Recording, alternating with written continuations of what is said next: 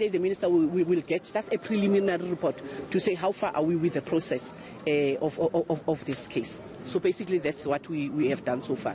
You're saying that you're going to be transparent in all of this, but have these, you mentioned there are 4 policemen involved in this, have they been arrested? I know you say you've taken 2 statements at this moment from 2 of them, but have they been arrested? Where are they?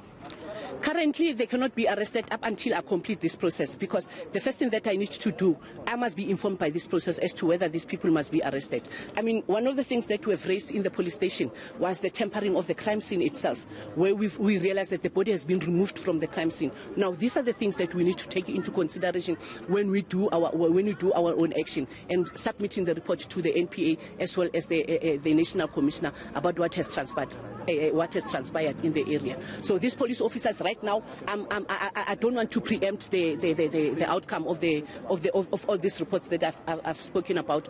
Up until that time has happened, we are going to make sure that they are arrested if there is any wrongdoing on their side. Ma'am Jennifer, you can see that this community is still up in arms, and one in particular person that they've pointed out is a police officer who goes by the name of Scorpion. Can you assure that this particular policeman is one of the people who hasn't been brought in for questioning? I think it's important to also give a person an opportunity to state his case, to say what has happened and why him of all the people.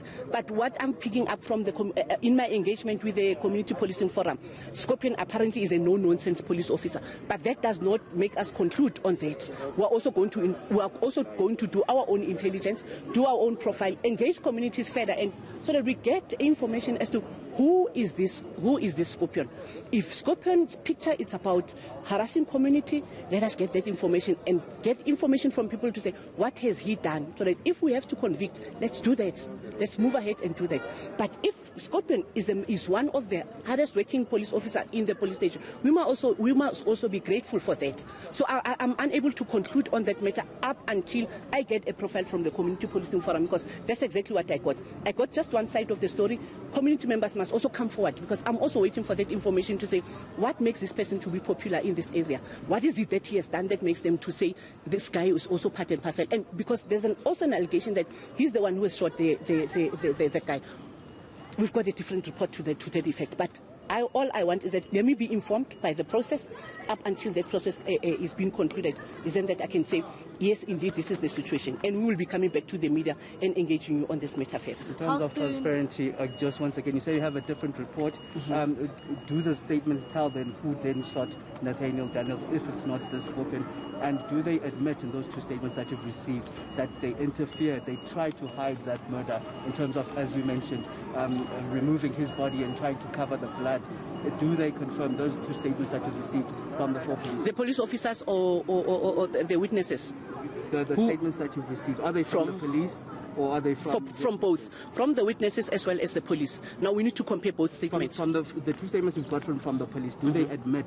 Do they indicate who pulled the trigger? Yes, indeed. Yes, indeed. In terms of transparency, can you let us know then who they say they pulled the trigger, and do they admit in terms of tampering with evidence, in terms of removing the body and trying to cover up the scene in itself? After we've interviewed the station commander, I'm the one who has made the station commander aware that by removing the body from the scene, it leaves much to be desired. Why is it that the proper procedures in terms of the crime scene, quarantining of the scene, and making sure that the body is being left there, so that we should not have any issues? Now, these are the statements that we're taking further on the matter. Already, ballistic has just given us a preliminary report that the gun that was used is not the one that was used by the very same Scorpion that they are complaining about. So there are other people that are involved. So right now, I'm unable to say this is the person who has done that. I will give a conclusive information once I've submitted that report to the minister. And I'm envisaging that at least by Sunday we should be having some information that will guide us as to what has happened. And there's also the other thing that we're doing, that we're also reconstructing the crime scene, just to check indeed the way it has been done, and indeed the way they have said, the police officers have said what has happened is done the way they are saying it. And if it doesn't, then further actions will also be taken on the matter.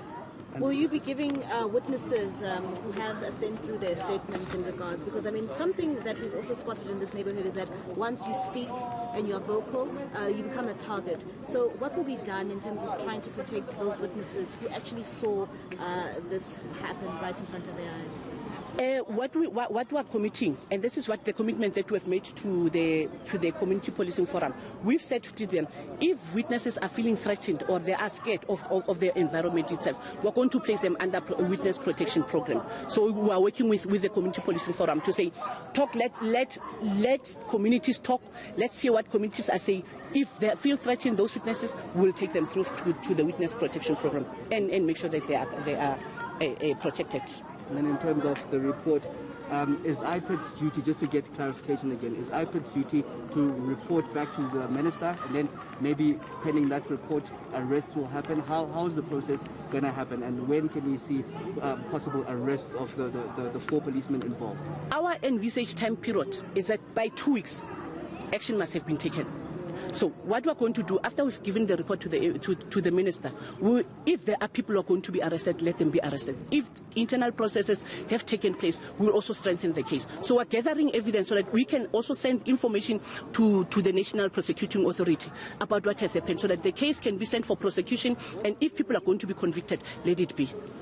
So our duty is to make sure that if there are those that are wrong, based on the information that we would have had, there are people who are going to be convicted, let it be. If there are people who are going to be acquitted, we need to still come back to the committee and say they are acquitted on the following reasons. Give valid reasons as to what has happened in the process. Earlier, Police Minister mentioned that none of them has been suspended. Does it mean that if no one is suspended, they will continue to be waiting to be in these streets of Eldoret? No. We have requested that they be moved out of this area at all. If now that some of them are already on sick leave, we don't want them to come back up until this case has been finalized.